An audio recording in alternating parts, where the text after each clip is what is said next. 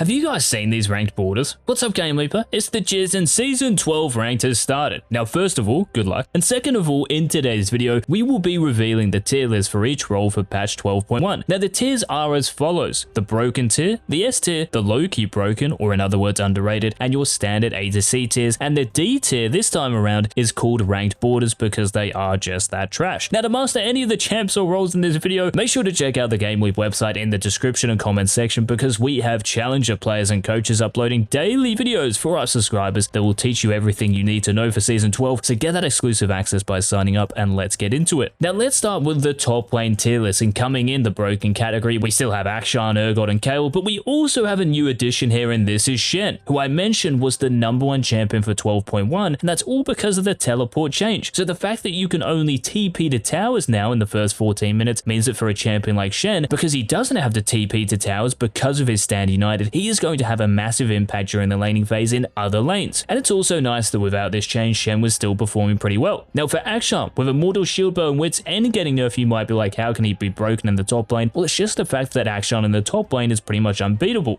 If you're a melee champion, he can max his Q and deal a lot of damage via poking you. If you're a ranged champion, he can max his heroic swing and jump onto you and one-shot you. So it's still very hard to itemize against, and the nerfs to shield bows, the attack damage in the shield itself, these aren't really that significant. You're still getting the bonus attack damage when the lifeline procs, and for Wits End, even though the item did get nerfed, it's really not that bad. Akshan is still inherently strong, so he has to be in the broken category. Now elsewhere in the tier list, we can see that in low-key broken, we have Gangplank, and even though GP doesn't have the best win rate in solo queue, the fact is this: he has been buffed in 12.1, and what's also nice, just like I mentioned for Shen, because teleport has been changed, the fact you have a global ultimate, you can influence other lanes way more than other top lane champions through your ultimate, so it's definitely an advantage now. And the fact that your Q's cooldown is now 4.5 seconds and it's costing less mana, this is also really good. And across this tier list as well, you can see that lots of tanks are ranking higher up because Force of Nature has been buffed, so the stacking is lasting an extra 2 seconds, and the actual magic resist you get, this is up 5% at max stacks. This makes the item way more viable into top laners like Teemo, Cassiopeia, high AP DPSs, so for champions like Ornn, who's in low-key broken, this item has become more viable. But elsewhere in the top lane, not much has really changed since our 1124B tier list, but I will just say one thing for all you Ryze mains out there: because Gangplank is going to turn into a more popular pick because of the buffs, because of Ryze's auto attack range, you can easily kill his barrels, his kegs, before he can use them, so it's a really annoying matchup for GP, so maybe Ryze will get played a little bit more, but he's still a pretty trash champion, so he has to remain in the C tier. But apart from that, guys, the rest of this tier list is very much like our old one for 1124, so there isn't that much to go through. But if you think a champion should be higher up or lower down, or if you think another champion who isn't even on the tier list should be on here, then let us know in the comment section. Now let's head to the mid lane and talk about this tier list right here. And as you can see in the broken tier, no real surprises here in terms of Victor, Anivia, and Kassadin. Victor because of Crown of the Shattered Queen, Anivia for the same reason, and Archangel Staff, Kassadin for the same reasons, but we also have Twisted Fate. So let's think about why Twisted Fate would be in the broken tier list, because he doesn't have the best win rate, just like GP. But when you can pilot Twisted Fate to the highest level, the real big issue is at the moment is because of the teleport change. And what does TF have? Well, of course, his Destiny. He can point and click himself around the map, while other champions in the first 14 minutes, which often decides games, can only TP to towers. They cannot ult behind the enemy bot lane or the enemy top laner, or even invade the enemy jungler at their bust when their jungler's invading, so TF just has a massive advantage this patch. This is why he's in the broken tier. And a similar champion to TF who has worked his way into S tier, this is Galio, for exactly the same reason. His ultimate so he can click to an allied champion and protect them in those bot lane or top lane teamfights, this is a huge benefit. And this is exactly the same reason why Pantheon is also in S tier, because he can ult around the map and influence the map more than other champions. Now as far as the rest of the tier list, not much has really changed, but I do want to point out a couple of champions. The first one being Tryndamere. So if you see the enemy mid laner lock in Victor, who is one of the most broken and popular mid lane picks, Tryndamere does incredibly well into Victor because all you have to do is shove the mid lane and then roam around the map. Victor hates going